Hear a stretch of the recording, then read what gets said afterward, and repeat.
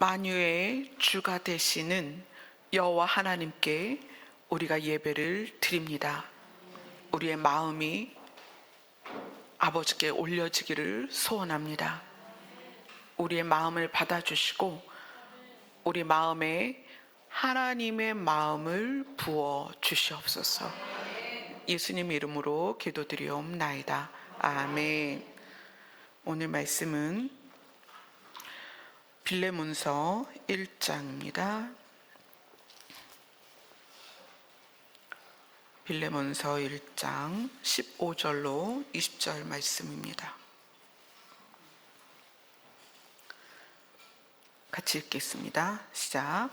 아마 그가 잠시 떠나게 된 것은 너로 인하여 그를 영원히 두게 함이리니 이후로는 종과 같이 대하지 아니하고 종 이상으로 곧 사랑받는 형제로 둘 자라. 내게 특별히 그러하거든 하물며 육신과 주 안에서 상관된 내게랴.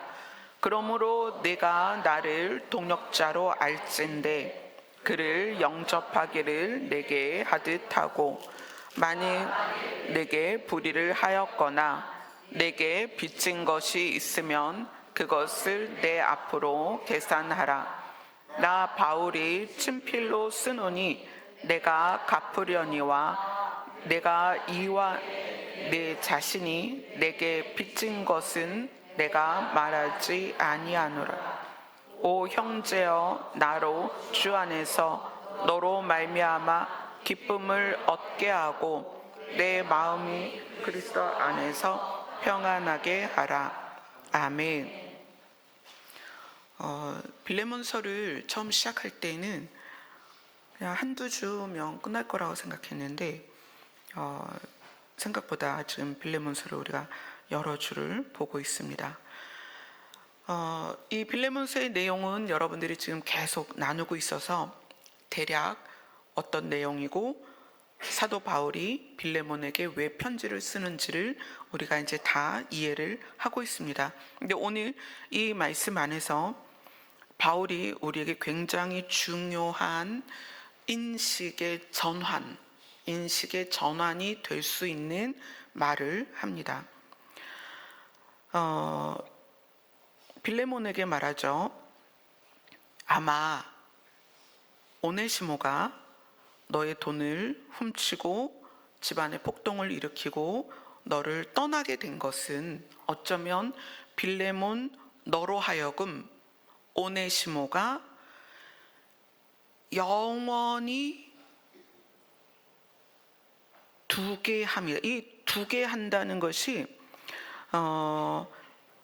받아들여지게, 영원히 그를 받아들여지게 하기 위해서 이런 일이 있었던 것 같다. 근데 이 영원히 받아들여지는 것 또는 영원히 옆에 두는 것, 이건 뭐냐면 육신이 죽어서도 그 관계가 끊어질 수 없는 관계를 말하는 거거든요. 근데 그것이 빌레몬서 6절에서는 그리스도께 이르는 것이다 이렇게 얘기해요. 그러니까 오네시모가 잘못한 건 맞지만 이런 일을 통해서 하나님은 오네시모와 빌레몬이 하나님의 나라에서까지 영원히 함께 가는 관계로 하기 위해서 이런 일이 있나 보다. 이거는 이제 결과론적인 얘기예요. 그렇다고 종이 주인의 돈을 훔치거나 폭동을 일으키는 게 옳다는 게 아니죠. 그런 일은 옳지 않지만 결과적으로는 그가 그리스도께 이르러서 너와 오네시모가 함께 영원히 있게 되는 관계가 되도록 하나님께서 하신 것 같아. 그러면서 이후로는 너가 어떻게 하냐에 따라서, 빌레몬이 어떻게 하냐에 따라서 오네시모를 종과 같이 대하지 않고 종 이상으로 사랑하는 형제로 네 옆에 두게 될 거야. 네가 어떻게 결정하냐에 따라서. 내게 특별히 그러하거든. 나는 이미 오네시모를 신복으로 또 사랑하는 형제로 두었거든. 너는 육신으로도 관계가 있고, 그리고 주 안에서 관계가 형성되지 않았니? 그러니 너에게도 특별히 그렇게 될 거야 라고 이야기를 하는데, 이 주 안에서라는 게 어떤 의미일까요? 이 주 안에서, 지금 20절에 보면 그 얘기를 또 합니다. 형제여 빌레모나, 나로 주 안에서 빌레몬의 결정에 의하여 기쁨을 얻게 해라 이래요. 주 안에서 너로 말미암아 기쁨을 얻게 해라. 주 안에서 빌레몬의 결정에 의하여 내가 기쁨을 얻었으면 좋겠다. 지금 계속 주 안에서 이렇게 얘기해요. 이 주 안에서라는 말과 주라는 말, 주님, 주께, 주 안에, 이런 이야기를 우리가 성경에서도 많이 쓰고 신앙생활에서도 많이 씁니다. 주가 뭐예요? 주. 물론 직접적으로는 하나님을 가르치는 말이죠. 주, 롤드. 그런데 하나님이시지만 이 하나님을 단순히 부르는 주의 개념이 아니고요. 여기에는 더 큰 의미가 있어요. 그분이 나의 주인이다. 이 주인의 개념이 하나님을 향하여, 예수 그리스도를 향하여 주인의 개념이 있냐 없냐는 굉장히 중요하다는 거예요. 베드로가 고백하죠. 주는 누구시오? 그리스도시오. 살아계신 하나님의 아들입니다. 이렇게 고백했을 때 예수님께서 그래 맞다, 너의 고백 위에 교회를 세우겠다. 그러면 교회는 주는 그리스도시요 살아계신 하나님의 아들입니다라는 고백 위에 세워졌어요, 교회가. 그럼 그 고백은 무엇이냐? 나의 주인은 예수님이십니다. 나의 주인은 하나님의 아들이신 예수님이십니다. 이거예요. 지금은 사람의 관계에서 주, 종, 주인이다, 종이다라는 개념이 없습니다. 우리가 이것이 피부로 와닿지 않는단 말이에요. 그런데 이 시절에, 이 빌레몬서가 쓰여지던 시절의 주라는 개념은, 미국의 남북전쟁이 뭐 때문에 있었던 전쟁이에요? 노예 제도 때문에 있었다는 거예요. 그때까지도 사람에게 주인이 있었다, 이거예요. 사람에게 주인이 있었다. 근데 예수님께서 내가 주인이다, 하나님께서 내가 주인이다, 그것을 받아들이는 것이 믿음이다. 우리의 믿음이 무엇이냐? 신이 나의 주인이다, 그걸 고백하는 거예요. 그게 믿어지는 거예요. 신이 나의 주인이다. 그래서 바울이 오네시모와 빌레몬의 관계는 육신적으로도 관계가 있지만 주 안에서도 너희가 관계가 되었어. 그럼 주 안에서 관계가 되었다는 것은 하나님이 주인이고 빌레몬과 오네시모는 동등하다는 거예요. 누가 주인이다? 하나님이 주인이다. 그 개념에서 네가 오네시모를 대해줬으면 좋겠다.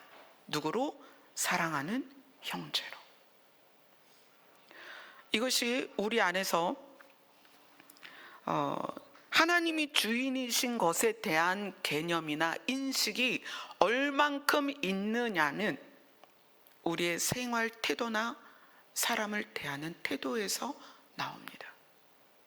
의식적이든 무의식적이든, 의도했든 의도하지 않았든 하나님이 주인이신가에 대한 인식이 나에게 있는지 없는지는 내가 사람을 대하는 태도와 인생을 대하는 태도에서 반드시 드러난다는 거예요.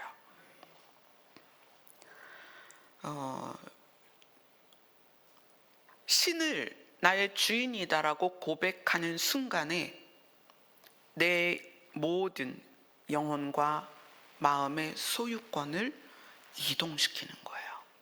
누구에게? 신에게.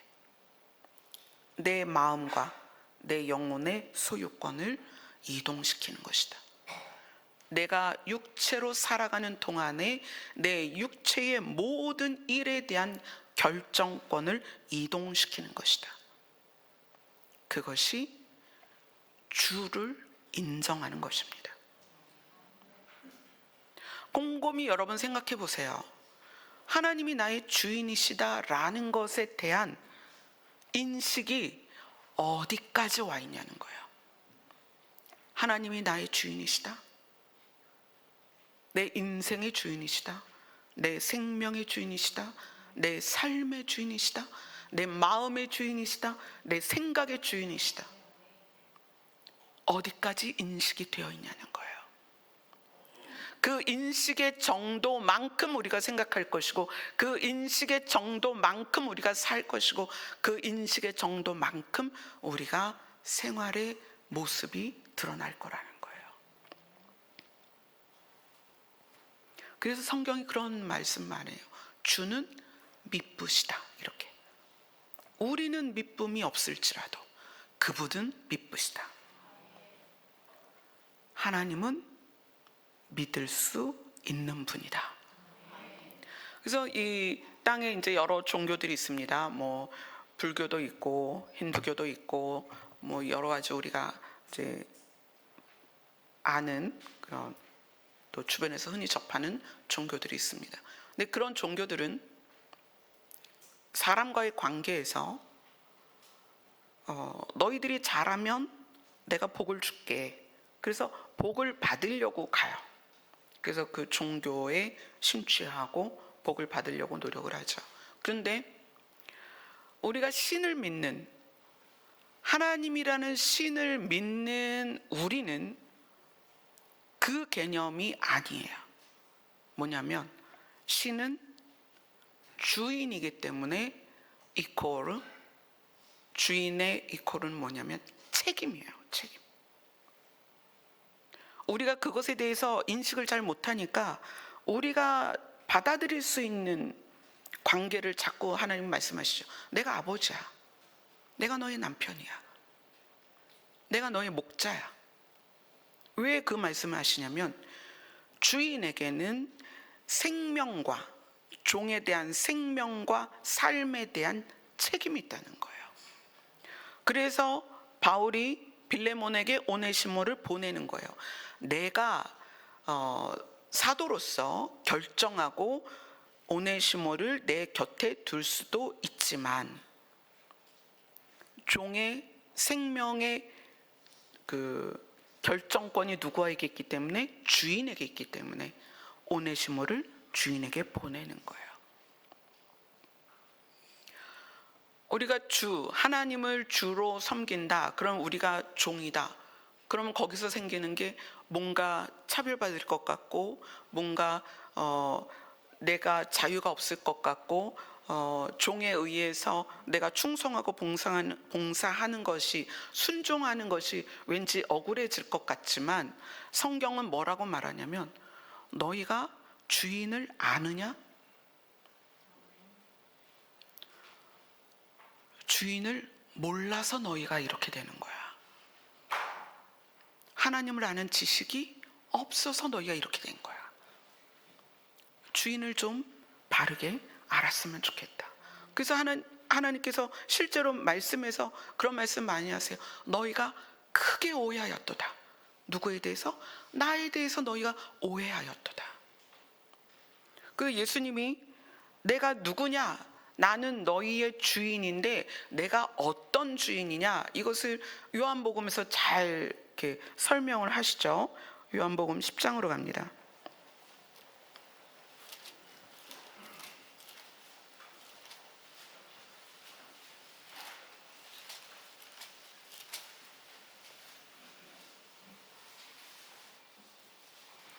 요한복음 10장 11절부터 17절까지입니다. 같이 읽습니다. 시작. 나는 선한 목자라. 선한 목자는 양들을 위하여 목숨을 버리거니와 삭구는 목자가 아니요 양도 제 양이 아니라 이리가 오는 것을 보면 양을 버리고 달아나나니 이리가 양을 물어가고 또 해치느니라. 달아나는 것은 그가 삭군인 까닭에 양을 돌보지 아니함이라. 나는 선한 목자라. 나는 내 양을 알고 양도 나를 아는 것이 아버지께서 나를 아시고 내가 아버지를 아는 것 같으니 나는 양을 위하여 목숨을 버리노라. 또 이 우리에 들지 아니한 다른 양들이 내게 있어 내가 인도하여야 할 터이니 그들도 내 음성을 듣고 한 무리가 되어 한 목자에게 있으리라. 내가 내 목숨을 버리는 것은 그것을 내가 다시 얻기 위함이니 이로 말미암아 아버지께서 나를 사랑하시느니라. 예수님이 내가 너의 주다, 너희의 주다, 너희의 주인이다. 근데 어떤 주인이냐? 너희를 위하여 목숨을 버리는 주다. 내 목숨을 버려서 너희의 생명을 살리는 주다라고 예수님이 우리에게 알려주시는 거예요. 그리고 실제로 이것을 말만 하신 게 아니라 십자가에서 죽으셨고 다시 살아나셔서 그 다시 살아나심이 우리가 살아나는 근거가 됐다는 거예요. 아멘. 자, 요한복음 15장입니다.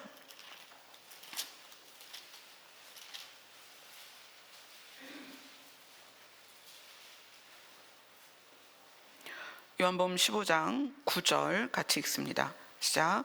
아버지께서 나를 사랑하신 것 같이 나도 너희를 사랑하였으니 나의 사랑 안에 거하라.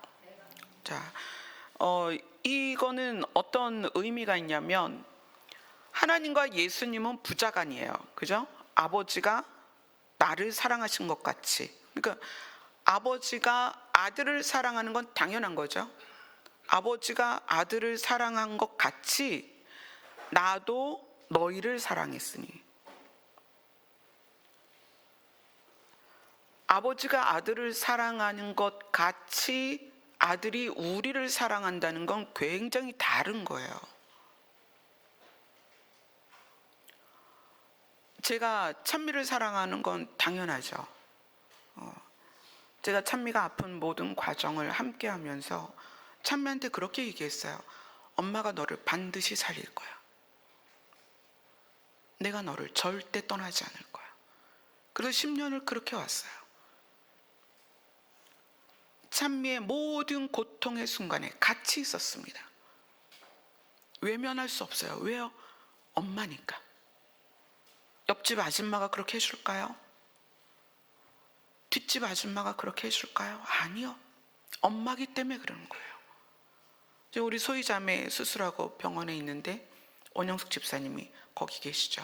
왜 그럴까요? 옆집 아줌마는 할 수는 있지만 돈 받고 하겠죠. 그죠?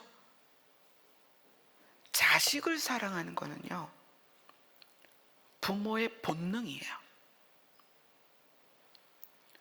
하나님이 아들 예수를 사랑하는 건 본능입니다.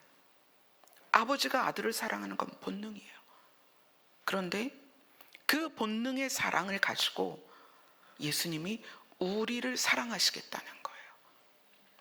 이게 가능할까요? 제가 찬미를 위한 그 10년의 시간을 제가 옆집 아이를 위해서 할 수 있을까요? 아니요, 사실 자신 없어요.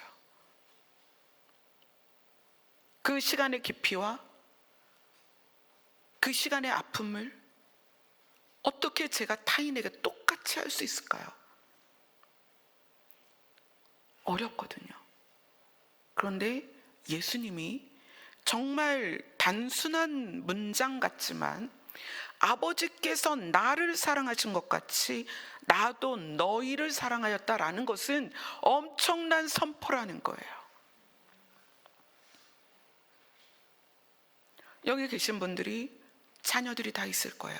물론 관계가 원만하지 않을 수도 있고 힘들 수도 있어요.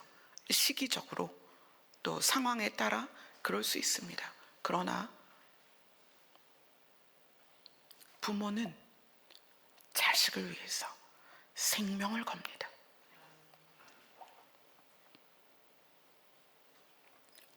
제가 남편을 위해서도 있었고 아이를 위해서도 있었어요. 그런데 조금 그게 온도차가 있어요. 자식을 위해서는 죽을 수도 있어요. 그게 부모입니다.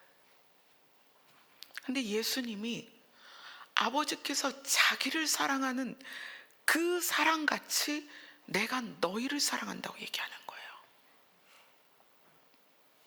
그래서 예수님을 여러분의 주인으로 받아들이는 것은 은혜입니다. 그분이 책임지겠다는 거예요. 아버지가 나를 사망 가운데서 건진 것 같이 나도 너희를 사망 가운데서 건지겠다. 아버지께서 나에게 아버지의 나라를 상속한 것 같이 나도 나의 나라를 너희와 함께 하겠다. 이것이 예수님이 지금 이 문장 하나에서 우리에게 약속을 하고 있는 거예요. 아버지께서 나를 사랑하신 것 같이 나도 너희를 사랑하였다. 그래서 내 사랑 안에 너희가 들어와 있으면 좋겠다. 예수님의 사랑 안에 들어가 있는 게 뭐예요? 그것을 믿는 거예요. 그것을 받아들이는 거예요. 예수님이 나를 그렇게 사랑하시는구나. 그래서 우리는 성경에 그렇게 나오죠. 돈과 하나님을 뭐라고 얘기하냐면 너희는 두 주인을 섬길 수 없다. 너희는 두 주인을 섬길 수 없다. 너희가 동시에 두 주인을 섬길 수 없다. 근데 그게 하나는 돈이고 하나는 하나님이다. 저는 여러분들이 하나님을 주인으로 섬기시기를 소망합니다. 왜냐하면 돈이라는 것은 물론 많으면 우리가 일생을 살아가면서 편리하기도 하고 많은 혜택을 누리니까 돈이 많으면 좋긴 해요. 그러나 돈은 이 땅에서 사는 동안에만 필요합니다. 죽은 자를 위하여 관에 그 죽은 자가 어떤 신분이었냐에 따라서 진시 황제 같은 경우는 하녀들과 또 그 시위 군대들과 또 자녀들과 아내들을 다 같이 묻었다, 이런 이야기도 있는데, 돈이라는 것은 우리가 발을 디디고 이 땅에 사는 동안에만 필요합니다. 그런데 우리는 돈을 주인으로 할지 하나님을 주인으로 할지 선택해야 되는 입장인 거예요. 그래서 성경은 하나님을 주인으로 섬겨라. 왜냐하면 하나님이 주인이 되셨을 때 우리에게 약속하신 게 있어요. 약속. 자, 주의 약속이 뭘까요? 베드로 후서를 보도록 하겠습니다. 베드로 후서 3장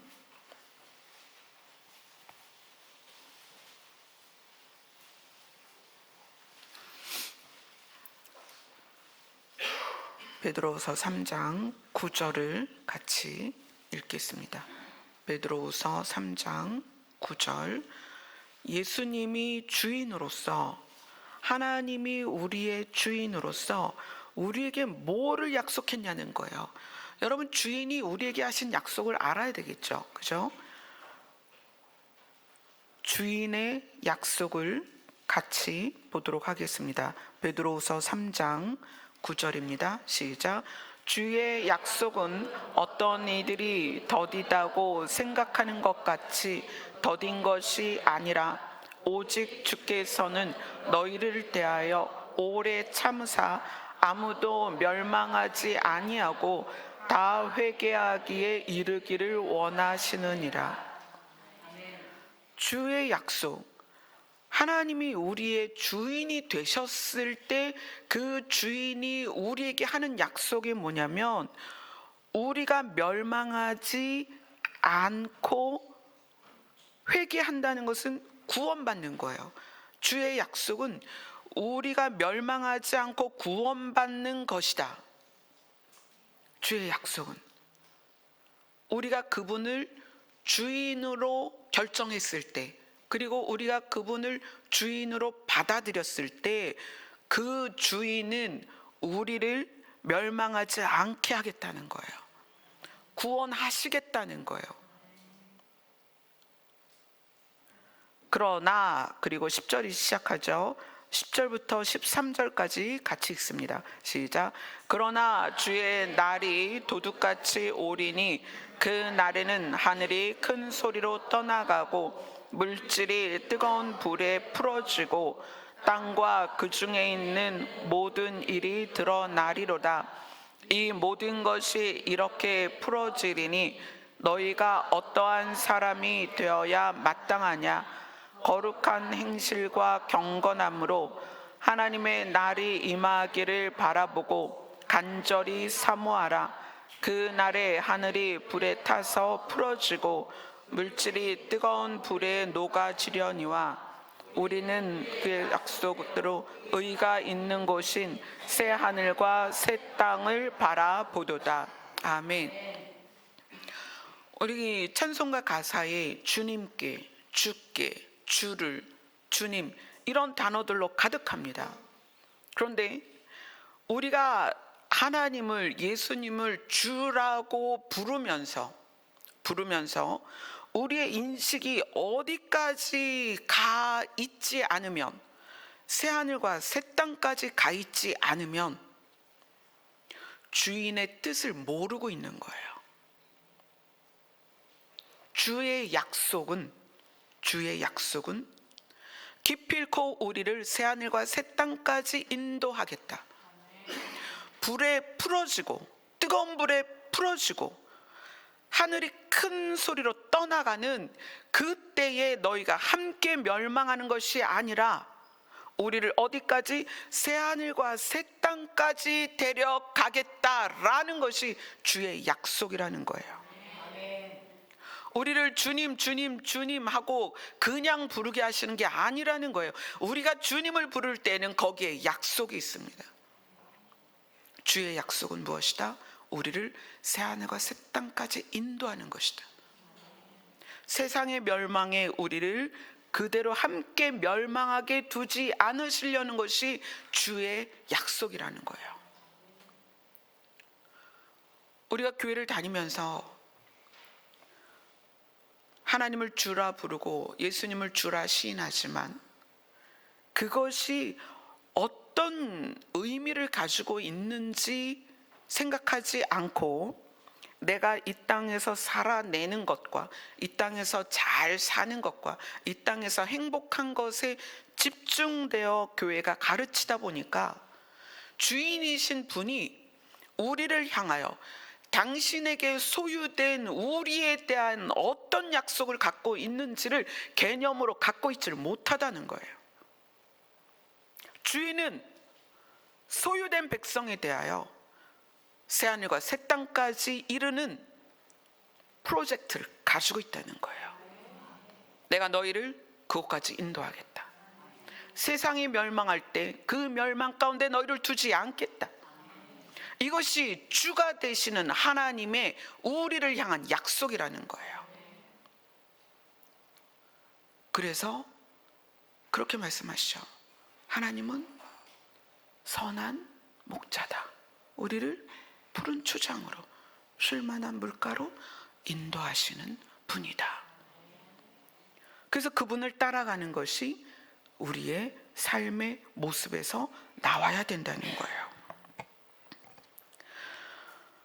자, 그러면 이제 주님이 우리에게 명령을 하시는 게 있겠죠. 주인이니까. 종에게 어떤 명령을 했을까요? 자, 요한복음으로 다시 갑니다.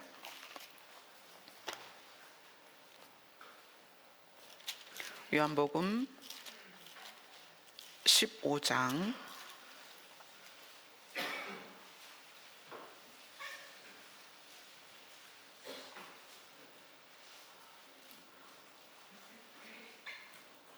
요한복음 15장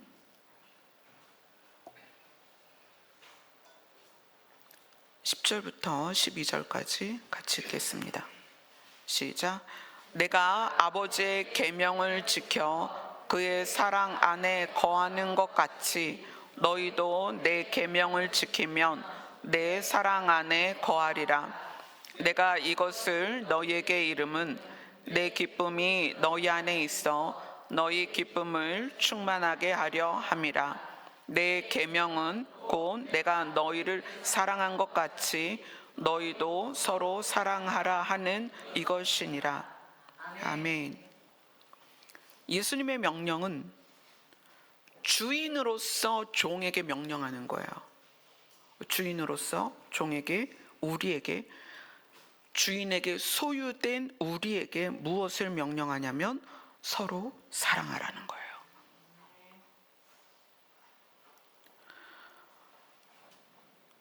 어쩌면 주인으로서 우리에게 더 많은 것을 요구할 수 있지만 예수님이 내가 아버지의 계명을 지켰다. 그러면 아버지로서 아들에게 어떤 계명을 주었을까? 아버지가 아들에게 말씀하신 거예요. 너 가서 저들을 사랑해라. 그래서 그 사랑, 가장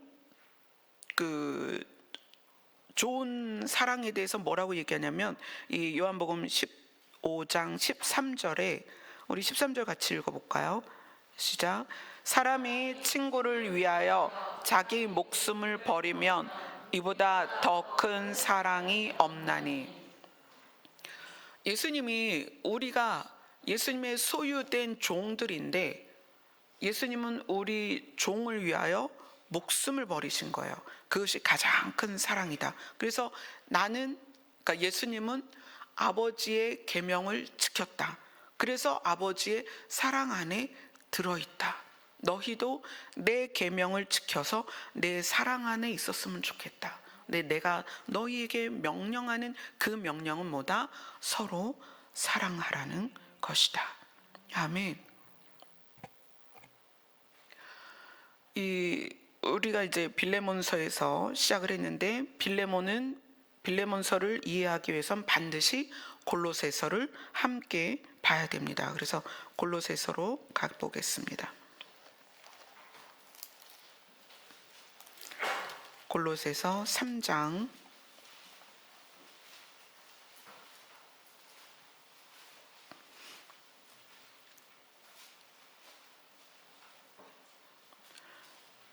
골로새서 3장 18절에서 22절까지 같이 읽겠습니다.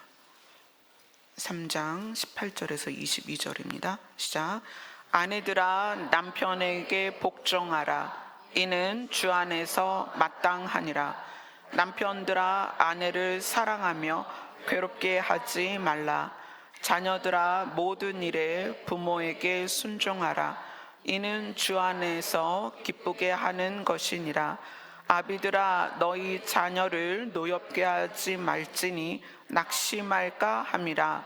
종들아 모든 일에 육신의 상전들에게 순종하되 사람을 기쁘게 하는 자와 같이 눈가림만 하지 말고 오직 주를 두려워하는 성실한 마음으로 하라. 이 18절에서 22절까지 내용 안에는 예수님이 주인이 소유된 자들에게 명령하신 서로 사랑하라는 그 서로의 관계 중에 생활 가운데 가장 중요한 세 가지 관계를 말하는 거예요. 첫 번째는 부부입니다. 아내들아 남편에게 복종하라. 남편들아 아내를 사랑하며 괴롭게 하지 마라. 가장 핵심이 되는 에덴에서 가장 먼저 형성된 인간의 관계는 부부입니다. 왜 자녀가 그 다음이냐? 부부가 있지 않으면 자녀가 나올 수가 없어요. 그죠? 자녀가 생길 수가 없어요. 그래서 부부를 가장 중요한, 인간의 관계 안에 가장 중요한 관계로 부부를 뒀다는 거예요. 아내들에게 말합니다. 남편에게 복종해라. 순종보다 사실 더 강력한 명령입니다. 복종해라. 어렵죠. 어쩌면 세상에서 가장 어려운 명령인 것 같아요. 복종하라. 남편에게. 어려워요. 그러나 하려고 마음을 먹어야 됩니다. 왜 그렇죠? 주인이 우리에게, 주인의 소유된 우리에게 명령하시는 거예요. 여러분이 주인의 뜻, 우리를 새하늘과 새 땅까지 이끌어 가겠다라는 주인의 뜻을 여러분이 받아들였다면 그 뜻을 이루는 과정에서 우리에게 주시는 명령을 반드시 지켜야 됩니다. 근데 그 명령이 뭐다? 서로 사랑하라. 근데 그 서로 사랑하라는 관계를 골로새서에서 세 가지 관계를 이야기하는데 첫 번째가 부부라는 거예요. 부부의 관계가 정상적이어야 자녀도 정상적인 심리를 가집니다. 부부 관계가 정상적이지 않으면 자녀의 심리가 정상적일 수 없다는 거예요. 그래서 아담과 하와가 에덴에서 쫓겨나고 둘이 어떻게 살았어요? 너 때문이야, 너 때문이야 이러고 살았거든요. 이 불행은 너 때문이야. 아담은 하와한테, 하와는 뱀한테 너 때문이야, 너 때문이야 이러고 살았어요. 그래서 어떻게 했어요? 첫째 아들이 자기 동생을 향하여 내가 하나님께 사랑받지 못하는 거는 너 때문이야. 그리고 동생을 죽여버려요. 그래서 지금 아내들아 남편에게 복종해라. 남편들아 아내를 사랑하며 괴롭게 하지 마라. 이 괴롭게 하지 마라는 모질게 대하지 말라는 거예요. 서로 사랑의 아주 구체적인 모형을 우리에게 지금 말하고 있는 거예요. 결혼을 앞둔 젊은이들은 명심하셔야 됩니다. 결혼할 때 이것이 기본적으로 내 안에 장착되어 있어야 됩니다. 자매들은 남편에게 순종할 생각, 복종할 생각을 하셔야 돼요. 그래서 남편을 제대로 골라야 되는 거예요. 나쁜 놈 만나가서 나쁜 놈한테 복종하면 어떻게 되겠어요? 안 되잖아요. 또 남편이 아내를 사랑해야 되는데 그 아내가 폭력적이거나 중독이 있거나 그러면 남편 입장에서 그 아내를 품기가 얼마나 힘들겠냐고요. 그 결혼하기 전 미혼 청년들은 그래서 배우자를 선택하는 데 있어서 어떻게 해야 된다? 주 안에서 해야 된다. 그 얘기는 뭐예요? 교회 다니는 사람끼리 만나야 돼. 그게 아니에요. 주가 주인이 되는 그런 사람과 부부가 돼야 된다는 거예요. 주인의 뜻이 무엇인지 아는 그런 사람이 배우자가 돼야 된다는 거예요. 주의 명령을 깨닫고 그대로 살아낼 사람을 배우자로 얻어야 된다는 거예요. 명심하셔야 돼요. 하지만 우리가 그렇게 안 된 경우도 있잖아요. 지금도 틀어진 상황이 있을 수 있어요. 지금이라도 그렇게 하셔야 됩니다. 아내들은 남편에게 복종하세요. 따지지 마세요. 남편이 앞만 봐도 쫄딱 망하게 생겼는데 복종을 하라고 해요? 여러분, 남편에게 복종하고 결과는 하나님께 맡기세요. 하나님, 먼저 내가 말씀대로 순종하겠습니다. 결과는 하나님이 알아서 해주세요. 그 정도의 깡다구를 가지고 말씀을 지켜내세요. 결과는 하나님이 우리를 향하여 보장해 주신다는 거예요.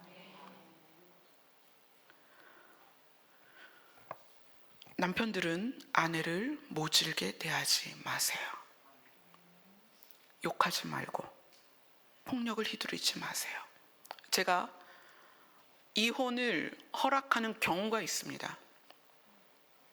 상담하다 보면 부부들이 많이 오죠. 문제가 많습니다. 부부 안에. 이혼을 허락하는 경우가 있습니다. 성경에서는 그것이 뭐죠? 외도할 때, 성적으로 문란할 때 그것을 이혼을 해도 된다라고 예수님이 그거를 말씀하셨어요. 그러면 그건 뭐냐면 그게 하한선이라는 거예요. 그거보다 더한 게 있죠. 뭘까요? 폭력입니다. 여러분, 아내나 남편이 배우자를 때릴 때 분리돼야 됩니다. 왜냐하면 죽을 수 있습니다. 데이트 폭력, 부부간의 폭력, 결국 배우자를 또는 상대를 죽기까지 얼마나 많은 사건이 나오고 있어요. 근데 그것을 이혼하면 안 된대 이러고 맞아가며 사는 경우가 있어요. 물론 그래서 천에 하나 만에 하나 남편이나 아내가 회심하는 경우가 있습니다. 그러나 천에 하나 만에 하나예요. 나머지 999명은 죽을 수도 있다는 거예요. 그래서 그런 경우에 저는 과감하게 이혼을 허락합니다. 근데 그 폭력이 언어 폭력이 있고 정서적인 폭력이 있다는 거예요. 여러분, 이거는 남편이나 아내나 자기 배우자를 향하여 말로 폭력을 가하든지 정서적으로 폭력을 가하고 있는지를 보셔야 됩니다. 그래서 남편들에게 아내를 사랑하며 괴롭게 하지 마라. 말로 정서적으로 폭력을 휘두르지 말라는 거예요. 우리가 삶의 태도를 바꿔야 됩니다. 왜냐하면 나는 내 맘대로 사는 존재가 아닙니다. 여러분은 이미 하나님을 주로 받아들였습니다. 주인의 뜻에 맞게 살아야만 주의 뜻에 의하여 우리가 그 계획대로 그 과정을 갈 수 있다는 거예요. 두 번째 관계는 부모와 자녀에 대한 겁니다. 자녀들아 모든 일에 부모에게 순종하라. 이는 주 안에서 주를 기쁘게 하는 것이다. 맞습니다. 자녀들 가운데 그런 자녀들이 있어요.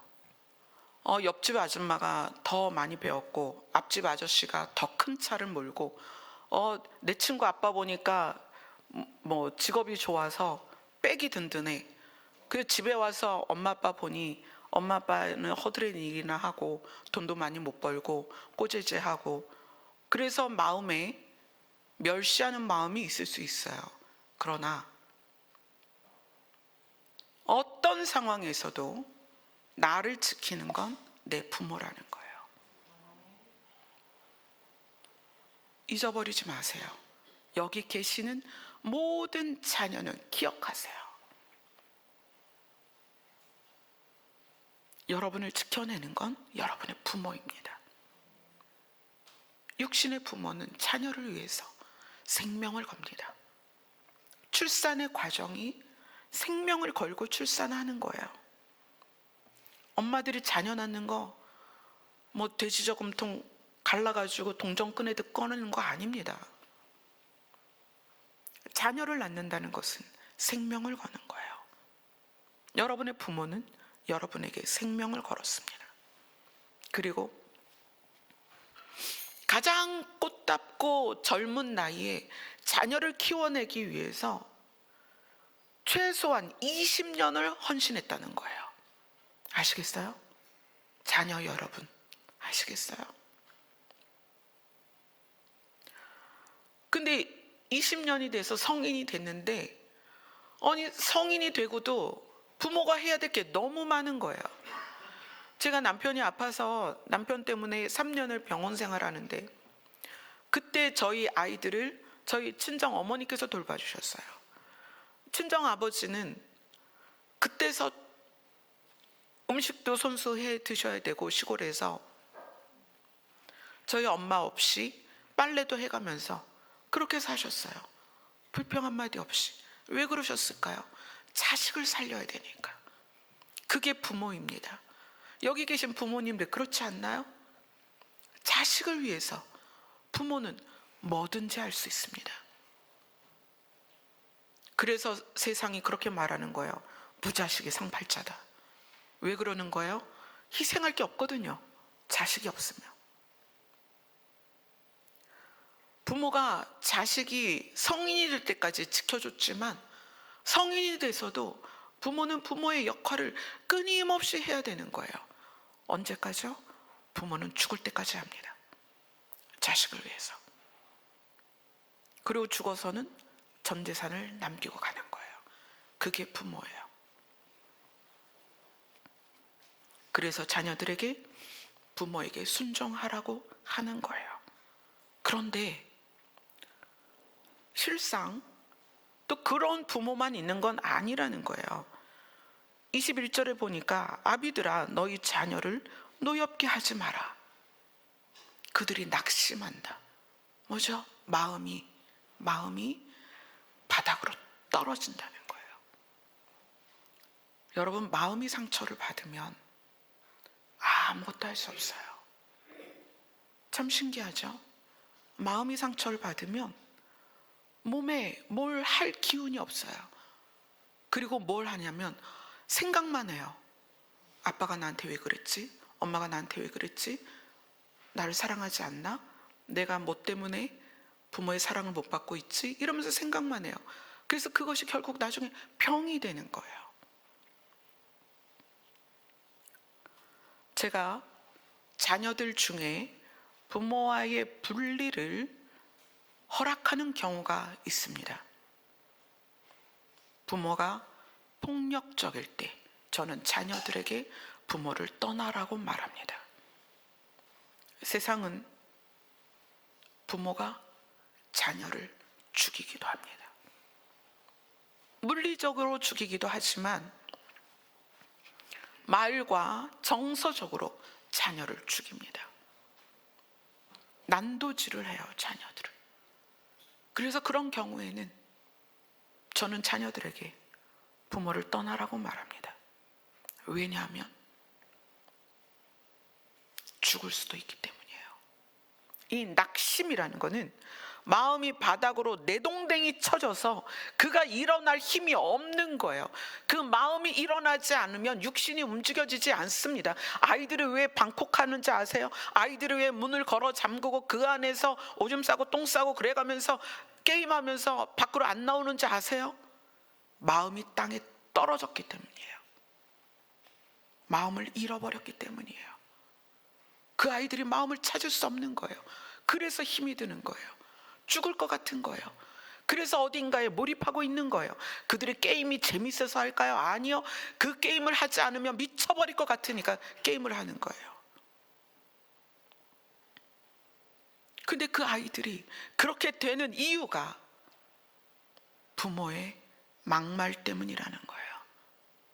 정서적인 학대 때문이라는 거예요. 내 자녀가 게임을 오래 한다? 여러분, 부모 탓입니다. 행복하지 않아서 게임하는 거예요. 어느 집에서 그런 요청을 했어요. 저희 아이가 3년째 방에서 나오지 않습니다. 제가 그랬어요. 기다리세요. 부모가 자녀에게 상처 준 기간만큼 아이들은 방에서 나오지 않을 것입니다. 기다리세요. 그냥 맛있는 거 넣어주세요. 와이파이 빵빵하게 최신형 컴퓨터로. 어떻게 됐을까요? 그 아이가 그 이후 2년 후에 방에서 나왔어요. 그리고 부모와 함께 밥도 먹고 교회도 가고 여행도 가고 바뀌었어요. 아이들 게임하는 거 나무라지 마세요. 걔네들이 뭐 게임 귀신이 들려서 그래요? 아니요. 믿음이 없어서요? 아니요. 그들의 마음이 땅바닥에 떨어졌기 때문에 그래요. 마음에 힘이 없어요. 살아갈 힘이 없다는 거예요.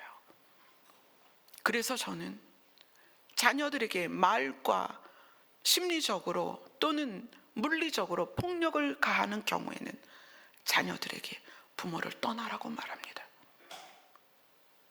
죽을 수도 있으니까. 그래서 그런 자녀들이 목을 매는 거예요. 그런 자녀들이 약을 먹는 거예요. 그런 자녀들이 스스로 세상을 버리는 거예요.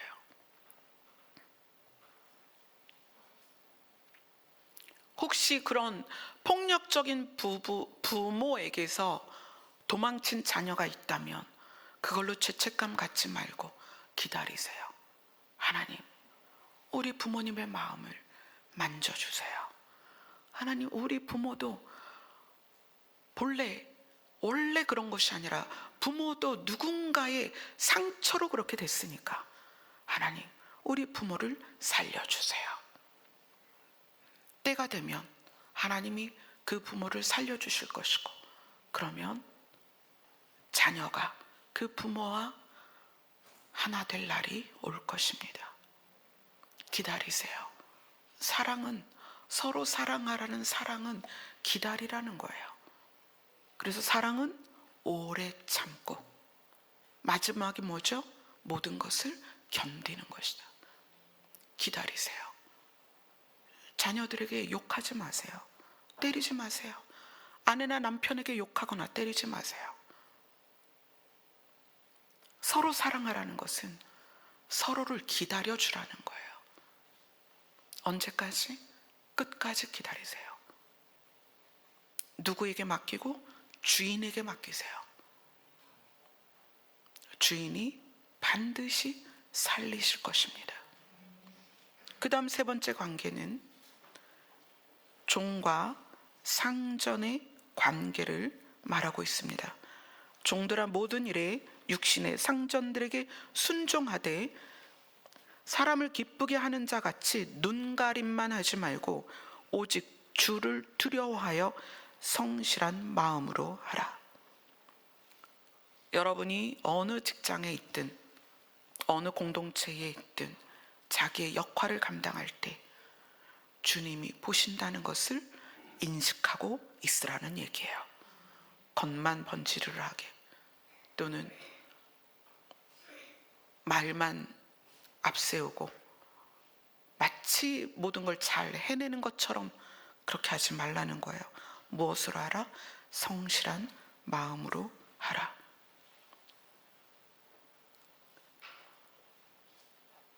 (23절을) 같이 읽겠습니다. 골로새서 3장 23절입니다. 시작. 무슨 일을 하든지 마음을 다하여 주께 하듯 하고 사람에게 하듯 하지 말라. 부부 사이에서, 부모 자녀 사이에서, 또는 공동체에서, 또는 직장에서 사람을 대할 때 사람 대 사람으로 하지 말고 주인에게 하듯 해라. 모든 관계에 적용이 되는 말이에요. 주인에게 하듯 해라. 25절을 같이 읽겠습니다. 시작. 불의를 행하는 자는 불의의 보응을 받으리니 주는 사람을 외모로 취하심이 없느니라. 주인은 우리의 마음을 꿰뚫어 알기 때문에 눈속임이나 눈가림으로 거짓말로 어떤 것도 감출 수 없습니다. 그래서 옳지 않은 행동에는 반드시 보응이 있습니다. 그래서 하나님은 네가 목사니까, 네가 사역자니까 너 좀 이런 거 동기가 잘못됐어도 그래, 너 사역자니까 내가 봐줄게, 이러지 않는다는 거예요. 하나님은 마음을 보십니다. 디모데후서 조금 보고 마치도록 하겠습니다. 디모데후서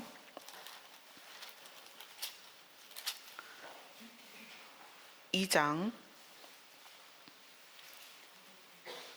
24절부터 부터 26절까지입니다. 디모데후서 2장, 신약성경 344페이지입니다. 디모데후서 2장 24절 26절 같이 읽겠습니다. 시작. 주의 종은 마땅히 다투지 아니하고 모든 사람에 대하여 온유하며 가르치기를 잘하며 참으며 거역하는 자를 온유함으로 훈계할지니 혹 하나님이 그들에게 회개함을 주사 진리를 알게 하실까 하며 그들로 깨어 마귀의 올무에서 벗어나 하나님께 사로잡힌 바 되어 그 뜻을 따르게 하실까 함이라. 아멘. 하나님을 주라고 섬기는 하나님의 소유된 모두에게 하는 얘기예요. 여기서 주의 종은 목사만 그러라는 게 아니고 하나님을 주로 섬기는, 주로 믿는, 주로 인식하고 있는 주의 소유된 모든 사람들은 마땅히 다투지 아니하고, 여기서의 마땅히는요, 다른 성경은 더 강력하게 말합니다. 결코 다투지 아니하고요. 아멘. 자, 이것은 부부 사이에서, 부모 자식 간에, 공동체 안에 공동으로 적용되는 말씀입니다. 주의 종은 결코 다투지 아니하고 모든 사람에 대하여 온유하며, 여기에서의 온유함은 부드러움을 말하는 거예요. 모든 사람에 대하여 부드러우며 가르치기를 잘하며, 여기서 가르치는 것은 지적하고 혼내면서 소리 지르며 가르치는 것이 아니라 내가 삶을 통해서 무엇이 옳고 선한 것인가를 살아내어 본이 되라는 거예요. 아멘. 참으며, 여러분 기다리세요. 하나님이 우리를 기다려 주셨고 저 자신도 하나님이 기다려 주셨기 때문에 이 자리에 있는 거예요. 그래서 저도 또한 여러분 한 사람 한 사람을 기다립니다. 거역하는 자를 온유함으로 훈계할지니, 이것은 반대하는 자, 내 뜻에 반대하는 자에게 부드럽게 일깨워 주어야 된다는 거예요. 근데 이 반대가 옳지 않은 방향으로 가는 걸 말하는 거거든요. 옳지 않은 방향으로 가는 사람들에게 부드럽게 그것을 일깨워 줘야 되는데, 왜냐하면 하나님이 그들에게 회개를 허락하셔서 그들이 진리를 알게 하실 수 있기 때문에. 자, 그 얘기는 뭐냐면 내 눈에 보기에 옳지 않은 사람인데 이 사람이 어느 날 하나님을 주로 받아들일 수 있다는 거예요. 아멘. 그렇기 때문에 그들이 옳지 않은 반대 방향으로 갈지라도 부드럽게 일깨워 주어야 혹시 그들이 회개하여 하나님을 주로 섬길 수 있게 될 것이며, 그들, 여러분이 거역하는 자, 반대하는 자, 반대 방향으로 가는 자들을 부드럽게 일깨워 주었을 때 그들이 자기의 잘못된 것에서 깨어나서 마귀의 올무에서 벗어나고 마귀의 뜻대로 마귀에게 사로잡힌 자들이 마귀의 올무에서 벗어나서 자신을 어떻게 되찾는 거예요. 원래 우리가 하나님 거니까. 아멘. 자, 우리가 하나님의 소유가 된다는 것은 우리 자신을 되찾는 것입니다. 이걸 기억하셔야 돼요. 우리가 그동안은 죄를 짓는 죄의 종이었어요. 근데 하나님께서 우리를 사랑하셔서 우리에게 자신을 드러내셨어요. 하나님이 신이신 것을 드러내셨고, 그것을 믿는 자에게 그분을 주인으로 섬기고 그분의 소유가 되도록 하셨다는 것은 우리가 원래대로 돌아왔다는 얘기예요. 그래서 마귀에게 사로잡힌 자들이 어떻게 된다? 자기 자신을 되찾을 수 있다. 무엇으로? 우리가 반대 방향으로 가는, 거역하는, 죄를 짓는 자들에게 온유함으로 부드러움으로 진리를 알려주면 그들이 회개하고 자기의 본 모습을 되찾을 수 있게 하기 위함이다. 그래서 성경은 여러분들이 말씀을 늘 보잖아요. 이 성경이 뭐냐면 디모데후서 3장 16절 17절을 읽겠습니다. 디모데후서 3장 16절 17절 시작. 모든 성경은 하나님의 감동으로 된 것으로 교훈과 책망과 바르게 함과 의로 교육하기에 유익하니 이는 하나님의 사람으로 온전하게 하며 모든 선한 일을 행할 능력을 갖추게 하려 함이라. 하나님의 사람, 하나님의 소유된 자, 그들이 어떻게 살아야 되는지 알려주는 것이 성경인데, 이 성경을 통하여 선한 일을 행할 능력을 갖추게 한다. 아멘. 그것이 성경에, 우리에게 성경이 주어진 이유라는 거예요. 자, 디모데후서 3장 1절부터 5절까지 굉장히 중요한 겁니다. 같이 읽습니다. 시작. 너는 이것을 알라. 말세에 고통하는 때가 이르러 사람이 자기를 사랑하며 돈을 사랑하며 자랑하며 교만하며 비방하며 부모를 거역하며 감사하지 아니하며 거룩하지 아니하며 무정하며 원통함을 풀지 아니하며 모함하며 절제하지 못하며 사나우며 선한 것을 좋아하지 아니하며 배신하며 조급하며 자만하며 쾌락을 사랑하기를 하나님 사랑하는 것보다 더하며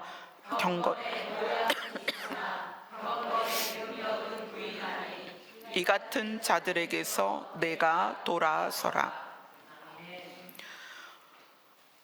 디모데후서 2장 마지막에는 주의 종, 하나님의 소유된 자들이 어떻게 살아야 되는지를 말을 하고, 그 다음 바로 3장 1절부터 5절까지는 이 땅에서 하나님을 주인으로 섬기지 않는 자들의 특징이 나오는 거예요.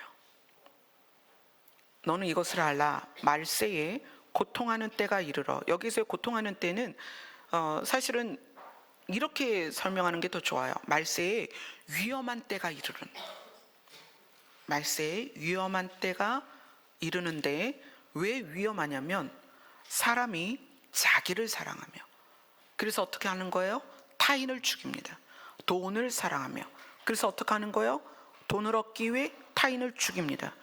자랑하며, 교만하며, 나를 높여야 되니까 타인을 비방하며, 부모가 바른 길로 인도하려고 해도 부모를 거역하며, 내가 이 땅에 태어나서 살아가는 것에 대해서 감사하지 않고 거룩하지 않고 무정하며 원통함을 풀지 않고 모함하며 절제하지 못하며 싸나우며 선한 것을 좋아하지 아니하며 배신하며 조급하며. 이 조급하다는 건 고집이 센 거예요. 빨리 왜 이렇게 안 되는 거야?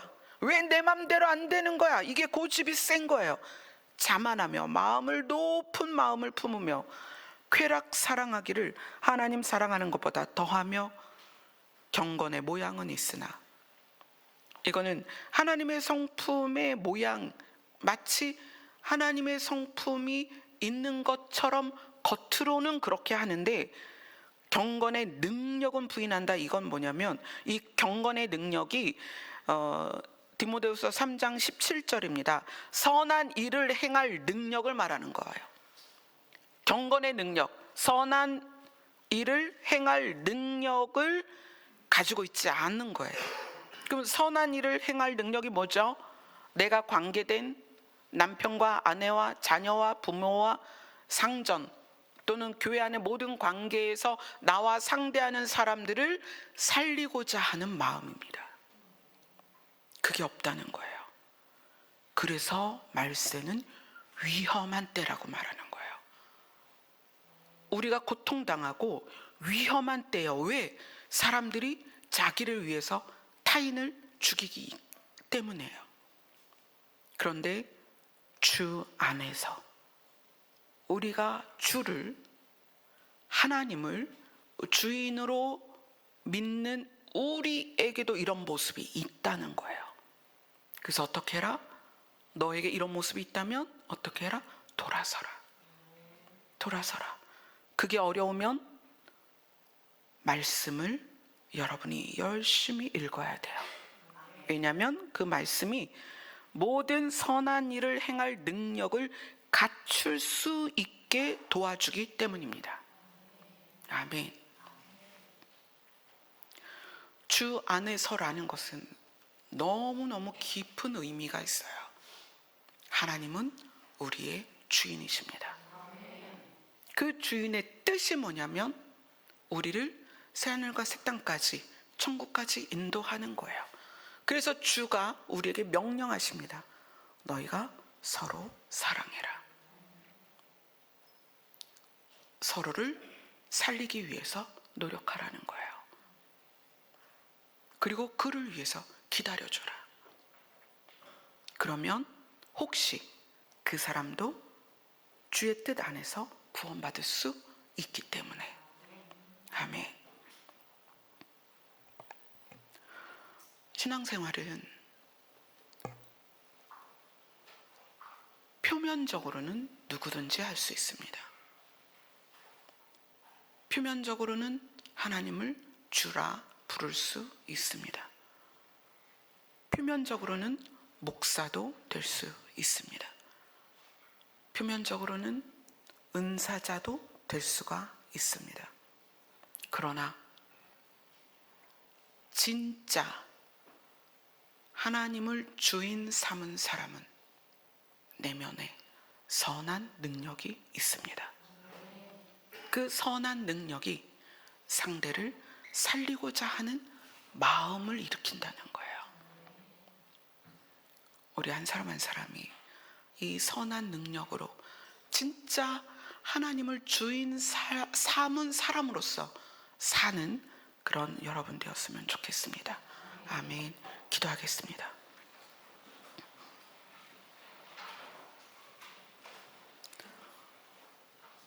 우리가 많은 것을 나를 위해서 주인 삼았습니다. 그러나 이제 그 모든 것을 버리고 하나님만 주인 삼기를 원합니다. 하나님은 미쁘시사 우리를 반드시 새하늘과 새 땅까지 인도하실 것이며 그것이 우리를 향한 하나님의 뜻인 것을 깨닫게 하여 주시옵소서. 주의 명령이 우리의 뇌리에, 우리의 마음에 새겨져서 우리의 눈으로 보여지는 관계 안에 있는 우리의 아내와 남편을, 부모와 자녀를, 또는 직장이나 교회 공동체에서나 나와 관계된 이 밀접한 관계 안에 있는 사람들에게 죽게 하듯 할 수 있도록 도와주시옵소서. 예수님 이름으로 기도드리옵나이다. 아멘. 우리를 살리시는 우리의 주인이 되시는 하나님을 찬송드리겠습니다.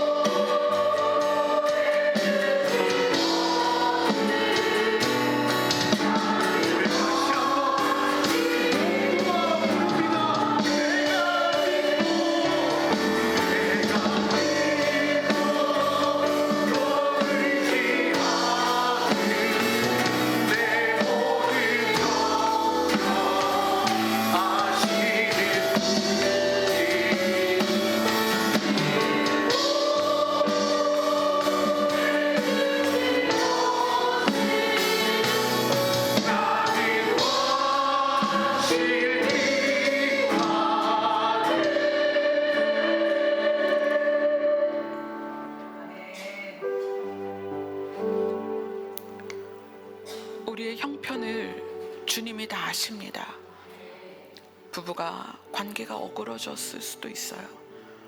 부모와 자녀가 관계가 어그러졌을 수도 있습니다. 공동체 안에서, 직장에서 관계가 힘들 수도 있어요. 주님이 아십니다. 주님이 다 아십니다. 그래서 상대를 바꾸려고 하지 마시고요. 여러분 자신이 주님을 부르세요. 주는 우리의 주인이 되셔서 나의 형편을 아시고 나를 반드시 돌보시며 붙드시며 지켜주십니다. 우리를 인도하실 것입니다. 아멘. 다 같이 기도하겠습니다.